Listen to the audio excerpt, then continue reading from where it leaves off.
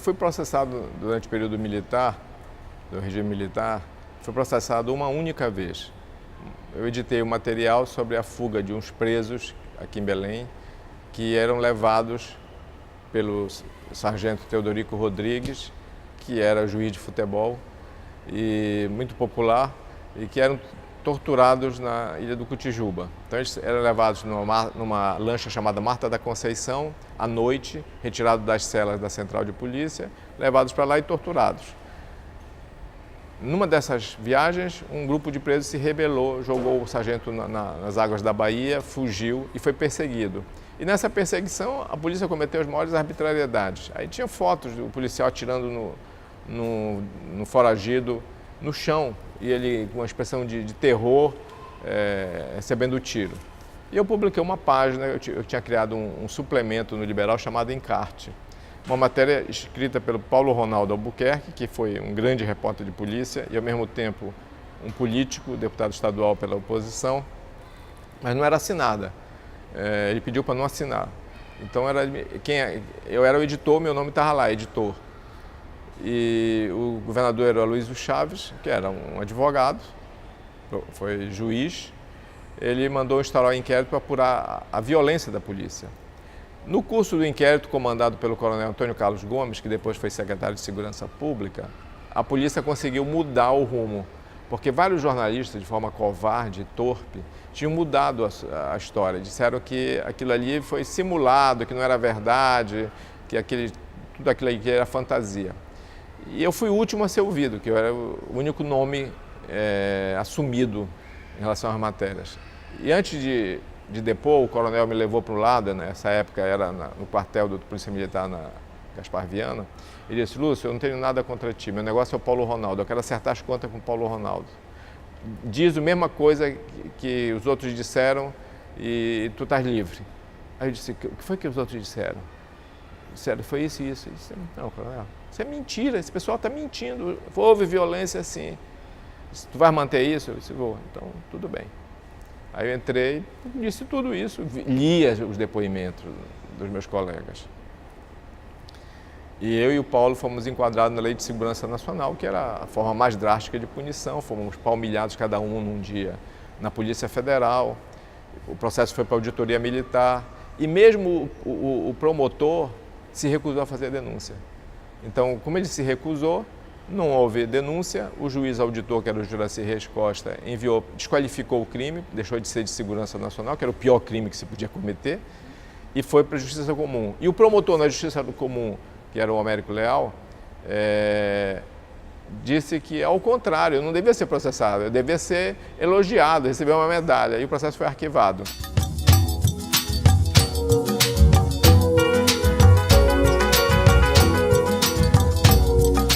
Na época da democracia, a partir de 92, eu fui processado 33 vezes, sendo que 19 pelos irmãos Maiorana, dono do Grupo Liberal.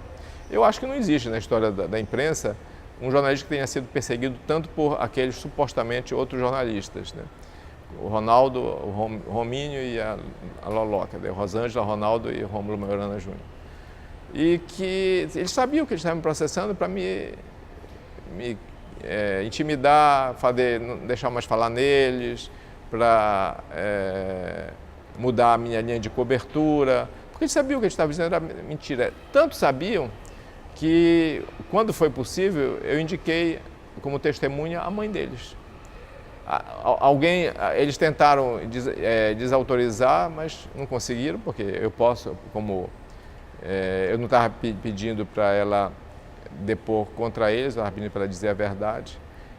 E ela ia dizer a verdade? Não sei, mas eu acho que, como eu estava dizendo a verdade, ela sabia que eu estava dizendo a verdade, ela ia ficar muito constrangida, por isso ela nunca foi. E em 5 processos, eles perderam porque a testemunha não foi. Eles mesmos não foram, porque eles sabiam que eu estava dizendo a verdade. E uma coisa incrível, eu disse que a TV Liberal, que é a campeã da audiência, não foi colocada no nome do pai deles em 73, quando ela houve a concessão, que é uma concessão federal, porque ele não podia colocar no nome, porque no SNI ele era contrabandista. E foi contrabandista de armas, que foi o que complicou a situação. Ele teve que colocar em nome de 5 funcionários, contrato de gaveta, e quando conseguiram limpar a ficha dele, a empresa voltou para o nome dele. Eles contestaram de que era mentira e tal. Por fim, como eu ganhei as ações, eu usei o recurso que toda pessoa que tem certeza do que diz deve fazer. Eu usei a extração da verdade. A extração da verdade muda o polo. Em vez de você réu, você passa a ser autor. E o autor vira réu, porque você vai provar tudo o que você disse. Eu provei tudo o que eu disse.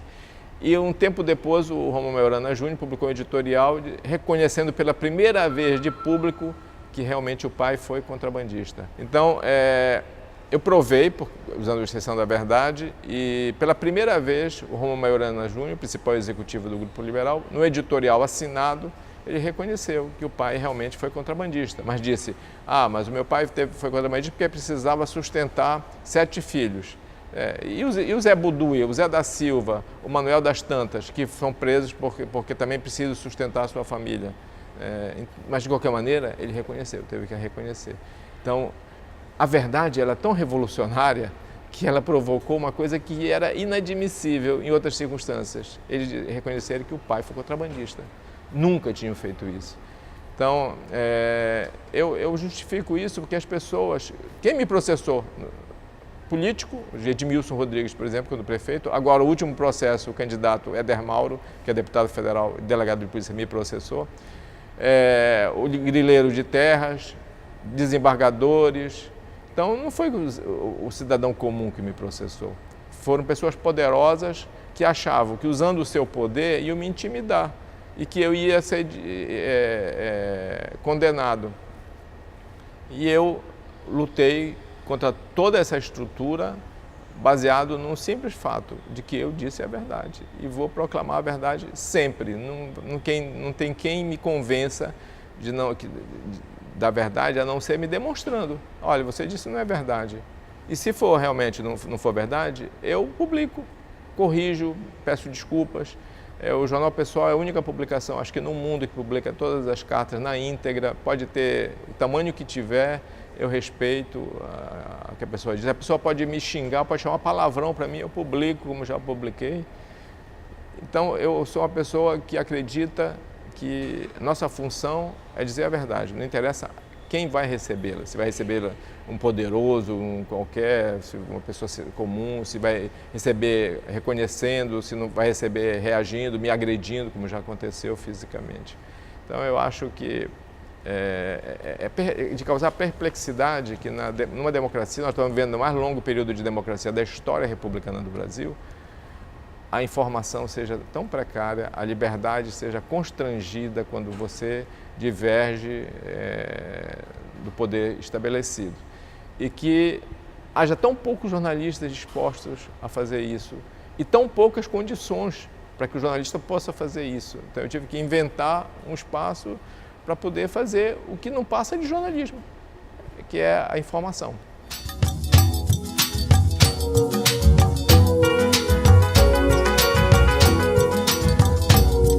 Fui condenado em processos penais em que houve uma condenação, mas não foi executado porque tinha prescrito. No processo dos Maiorana, em que eu provei tudo, mesmo assim, a juíza me condenou, mas prescreveu porque eu sempre usei todos os mecanismos de defesa. Eu sempre acreditei que a justiça, mesmo coagida, é melhor do que você simplesmente não acreditar nela. E eu fui condenado, nenhuma condenação das 4 que houve, transitou em julgado, nenhuma. Uma só transitou. Foi a ação contra do Cecílio do Rego do Almeida, o maior grileiro, a maior grilagem da história contra mim. Porque eu provei tudo, e mesmo assim fui condenado. E ele já morto, e a família que não se habilitou, os sucessores não se habilitaram, e mesmo assim foi renovado o prazo para a família contestar, e eu finalmente fui condenado. Eu poderia ainda, mesmo condenado, em última instância, no Superior Tribunal de Justiça, eu poderia ter usado um mecanismo, que é a ação rescisória. A ação rescisória é um recurso que você usa e recomeça tudo de novo. Mas eu pensei e disse, não, eu vou fazer o seguinte, eu provei a grilagem, eu defendi o interesse público, eu recebi uma homenagem do Ministério Público Federal, porque lá os procuradores que conseguiram desfazer o registro fraudulento daquelas terras, que se fosse realmente propriedade privada, formaria o 21º maior estado da Federação Brasileira, eles disseram nas ações que deviam as informações a mim, e por isso me deram de presente o processo inteiro, uma cópia do processo inteiro, que para mim é extremamente valioso. Mesmo assim, eu fui condenado, então eu resolvi não recorrer mais. E lançar a culpa em quem me condenou. Então, ficou como o meu protesto contra a estrutura judicial brasileira que premiou o cidadão que violou o patrimônio público. E só não foi preso porque ele já tinha mais de 70 anos. E não foi preso em flagrante, então ele se tornou inimputável. Mas a sentença do juiz foi exatamente o que eu tinha dito. Então, né, essa transitou em julgado. Quanto às ameaças de morte, a primeira ameaça de morte que você recebe anônima por telefone, você é abalado. Quando elas se renovam, quem não é covarde acaba reagindo. E a ameaça direta também. Você recebe ameaça, eu já recebi ameaça de ser espancado. Até que finalmente eu fui espancado. E na hora do espancamento é uma das coisas mais torpes, porque você é desrespeitado em absoluto, você é agredido na sua integridade física. Mas pelo menos eu tive uma certeza, covarde eu não sou. Porque quando você é agredido como eu fui, pelas costas, com murro, e 2 policiais militares grandes, um era chamado de Saddam, sugestivamente, e o outro, ironicamente, era Gentileza, e você reage, você não perde a dignidade, então o teste da covardia foi aprovado. Eu posso não ter a coragem necessária para determinadas coisas, mas covarde eu não sou. Então esse é um recado para todas as pessoas. Podem me espancar, podem me intimidar, mas eu não vou recuar, como não recuei nenhuma vez, nenhum desses casos. O Ronaldo Maiorana, que na época era presidente da Comissão em Defesa da Liberdade de Imprensa da Ordem dos Advogados do Brasil, seção do Pará, e um dos donos do Grupo Liberal, e que na época tentava ser jornalista, ele assinava uma coluna semanal no jornal, que não existe mais. O detalhe é que às vezes o jornalismo tem essas coisas, porque ele é feito de dia a dia de pessoas de carne e osso. Certa vez no aniversário do Liberal, quando eu trabalhava lá, eu trabalhei durante 13 anos, era uma festa de aniversário do jornal e o pai estava vivo, o Romulo Maiorana, e eu estava do lado de um amigo meu, que era o Cléo Bernardo, ambos nascemos em Santarém. O Cléo Bernardo foi deputado, foi um advogado, ele escreveu no Liberal durante muito tempo e era muito amigo do Rômulo. E ele era o padrinho do Ronaldo, e o Ronaldo era uma criança. E no meio da festa ele começou a dormir. Aí o Cléo vira para mim e diz: Lúcio, tu é mais novo que eu, coloca o Ronaldo no teu colo. E eu coloquei esse cidadão que me agrediu no meu colo, até a babá veio buscá-lo. Então, é ironia. Ele sabe disso, ele sabe que ele errou, mas é imperdoável, porque ele não poderia, por tudo isso, pelo passado, pela relação de amizade com o pai, por ser advogado, por ser jornalista, por ser presidente da comissão, que a OAB não podia dar, porque ele é a parte interessada. Como é que você pode ser presidente de uma comissão de liberdade de imprensa se você é de um grupo de imprensa? Quando acontecer com o grupo concorrente, como você vai atuar? Então, apesar de tudo isso, houve agressão porque os poderosos são assim. E eles precisam encontrar do outro lado uma imprensa que diz assim: você é poderoso lá fora. Aqui não. Aqui todos são iguais. Então, no meu jornal não tem diferença. Eu já perdi muitas amizades porque o amigo acha que, por ser amigo, eu vou passar a mão na cabeça, eu vou ignorar se ele roubou o patrimônio público. Então, é triste, sabe? Você fica abalado ao longo do tempo, tanta coisa ruim, e a sociedade acovardada, omissa, cada um pensando só no seu próprio umbigo, mas eu faço isso porque eu não sei fazer de outra forma. Se eu não fizesse de outra forma, eu não seria jornalista. A pessoa diz: não, mas você faz um jornalismo especial. Não, eu faço um jornalismo como eu sempre fiz. O que mudou? Mudou a sociedade, que não tem mais receptividade para isso. Na época da ditadura, eu não tenho saudade da ditadura, nem posso ter. O nosso inimigo estava lá, o censor, ele era o nosso inimigo. E a gente queria fazer tudo para que não saísse, para que a matéria saísse e enganasse ele. Enganamos algumas vezes o censor. Mas essa democracia não é que eu esperava. É pior do que a que medeou entre o Estado Novo e 64. Essa é a democracia, embora a mais longa, e ela só é mais longa porque a sociedade, o país mesmo cresceu e a sociedade se acomodou e aceita essa democracia falsa. Eu acho que o jornal pessoal ele vai se esgotar, ele vai se exaurir e não vai conseguir as suas grandes plataformas, mas até o último dia ele vai combater o bom combate.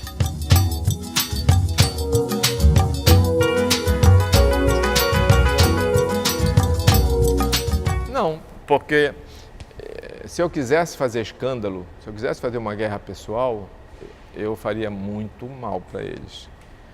Porque eu fui uma pessoa de extrema confiança do pai deles, embora nós brigamos 2 vezes. Na primeira ele foi atrás de mim e nós nos reconciliamos, na segunda não. E aí ele morreu sem se reconciliar comigo, mas quando ele morreu nós estávamos rompidos. Por que nós estávamos rompidos? Porque eu escrevia contra o Jader Barbalho, que era o governador, e as pessoas dizem que eu protejo o Jader Barbalho. E eu fui ameaçado de morte no governo do Jader Barbalho. E eu consegui desfazer essa ameaça usando o Jader Barbalho. Eu disse para o governador, por telefone, eu sei quem está me ameaçando e é do seu lado. E eu disse para ele, eu estou mandando uma carta para o dono do estado de São Paulo, dizendo que o que me acontecer, a responsabilidade é sua. E nós éramos amigos de longa data. E ele disse, Lúcio, eu jamais faria isso contra ti. Nós estamos desavindos, que foi a palavra que ele usou, mas eu não faço isso. E eu vou fazer, se eu vou apurar, se for verdade, eu desfaço. Então me dá 24 horas, não manda essa carta, porque essa carta vai me liquidar politicamente. E 24 horas depois, ele me disse, Lúcio, pode ficar tranquilo que não tem mais nada. Mas, como sempre eu faço, eu tinha uma fonte de informação. Eu tinha uma fonte de informação na telefonista da residência oficial e tinha uma fonte de informação no chefe da segurança do Jader, que me dava as informações por pura confiança. E que até ele morrer, eu nunca revelei o nome dele. Só revelei depois porque ele já estava morto. Então, a forma que eu tive foi me antecipar com a informação que eu podia ter. No caso dos Majorana, então, eu enfrentei tudo. E quando o Rômulo ficou doente, eu devolvi. Na época eu era poderoso, eu escrevi o Repórter 70, a principal coluna do jornal. Eu tinha um programa ao vivo de 40 minutos na TV Liberal, em horário nobre. Eu tinha a minha coluna. Então, eu era uma pessoa que tinha poder. Quando eu fazia aniversário, era uma montanha de telegramas para mim. Hoje, nenhum. Né? Mas eu sabia que ele era efêmero. E quando eu vi que ele estava doente, eu pedi demissão, para não criar constrangimento, porque ele reconciliou com os velhos baratistas, ele era um baratista da oligarquia, ele se reconciliou, e quando ele se reconciliou, eu disse, bom, eu estou fora, eu não vou entrar nessa. Hélio Gueiro, Jader Barbalho, Henri Caiate. Aí ele disse, então eu pedi demissão. Ele disse, não, Lúcio, não pede demissão, vem aqui conversar comigo. E eu fui lá. E ficou eu, ele e a esposa, a Dea, conversando sobre isso. Ele disse, Rômulo, deixa eu sair do teu jornal, tu não vais aguentar, a pressão é muito forte. Não, eu confio em ti, e só tu confio em ti. Fica no jornal que tu vais ter toda a liberdade, continua a ter liberdade. Só eu vou fazer a campanha para o Hélio Guedes, que é ser o candidato à sucessão do Jader. Aí eu virei para a Dea, por isso eu citei ela como testemunha, disse, Dea, tu estás ouvindo, eu estou devolvendo. Aí virei para o Rômulo, tu não vai me faltar, Rômulo. Eu vou atirar e vou receber tiro, não me atira pelas costas. E ele atirou pelas costas. Então, quando ele morreu um pouco mais de um mês depois, eu nem fui eu fui no aeroporto, mas nem me aproximei. Quando o corpo dele foi para o velório na igreja do Rosário, porque ele era amigo do padre italiano, que era o pároco da igreja, por isso foi lá, eu fui me aproximando devagar, porque eu não sabia como a Dea ia reagir. Estava só ela junto do caixão do marido. Eu vim por trás. Aí ela me viu, virou, me abraçou e chorou. Disse, Lúcio, o Rômulo falava que ele quer pedir perdão para ti, que tu tinha razão, ele queria se reconciliar contigo, que ele agiu mal. E chorou comigo. Quando começou essa briga deles, porque a Floloca entrou com 5 ações sucessivas contra mim em 92, Eu mandei uma carta que eu nunca divulguei, para dizer para ela segurar essas pessoas, os filhos dela, porque os filhos dela estavam sendo vítimas da soberba, do excesso de poder, achando que podiam tudo. E ela recebeu, mas não fez nada. Quando houve a agressão, e eles entraram com 14 ações contra mim, somando 19, eu mandei outra carta para ela. Também não retive resposta. Depois nós nos encontramos, por acaso, na Banca do Alvino, na Presidente Vargas.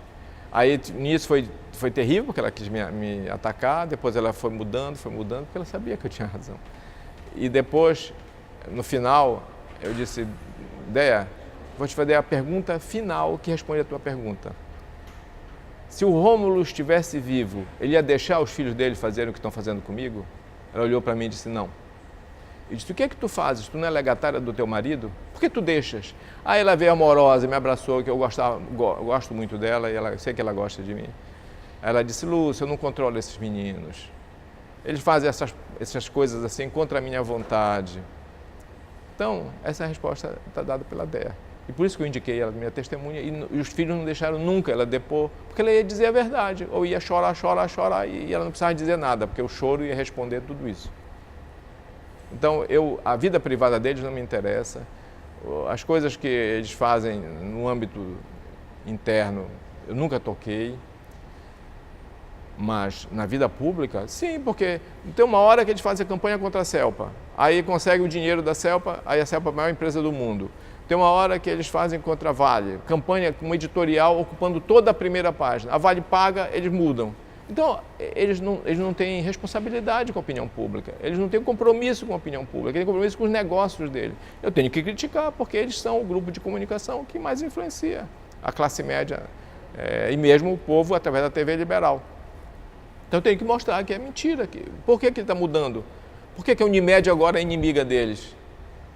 Porque não está aceitando mais as permutas? Porque quer que ele pague a dívida? Então, eu tenho que dizer isso. Eu digo, mas eu protejo o diário? Não, eu não protejo o diário. Eu também combato o diário, também combato o Jader Barbalho. Então, eu acho que, como ficou muito bilateral, polarizado o poder demais no Pará, quem está no meio pega tiro de todos os lados. E essa é a minha sina.